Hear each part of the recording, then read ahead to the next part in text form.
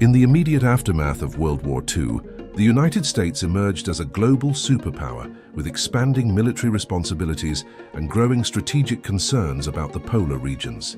Among the earliest and most ambitious post-war undertakings was Operation Highjump, a massive U.S. naval expedition to Antarctica conducted from 1946 to 1947. Though officially presented as a training and research mission, the operation reflected broader military, technological, and geopolitical ambitions at the dawn of the Cold War. Operation Highjump was organized by the United States Navy and placed under the overall leadership of Rear Admiral Richard E. Byrd, one of America's most famous polar explorers.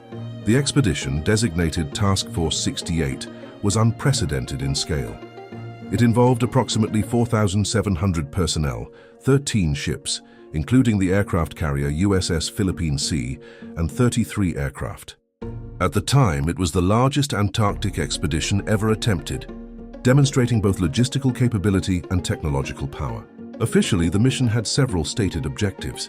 These included training naval personnel and testing equipment under extreme cold weather conditions, consolidating American presence in Antarctica, expanding aerial mapping of the continent, and determining the feasibility of establishing permanent research bases.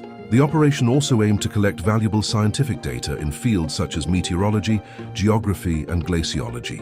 In particular, aerial reconnaissance was a central component of the mission, and Highjump succeeded in photographing and mapping extensive portions of Antarctica's coastline, significantly increasing geographical knowledge of the region. However, the expedition faced serious environmental and logistical challenges. Antarctica's harsh climate proved unforgiving. Whiteout conditions, unpredictable storms, and extreme cold damaged equipment and complicated aviation operations. Several aircraft accidents occurred, including a fatal crash in December 1946 that claimed the lives of 3 servicemen.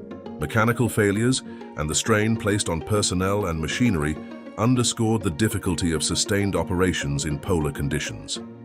Ultimately, the mission ended earlier than originally planned, returning to the United States in February 1947. Although publicly described as a training and scientific mission, Operation Highjump took place during the early stages of rising tensions with the Soviet Union. The polar regions were increasingly viewed through a strategic lens. Advances in long-range aviation and missile technology made the Arctic and Antarctic relevant to future military planning.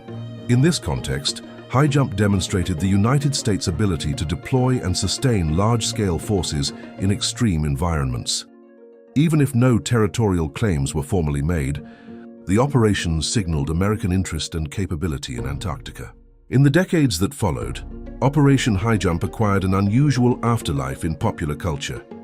Conspiracy theories emerged alleging secret Nazi bases in Antarctica or hidden military encounters. These claims, however, lack credible historical evidence and are unsupported by official records. The documented reality of Highjump points instead to a challenging but largely conventional military and scientific expedition. The long-term impact of Operation Highjump was significant.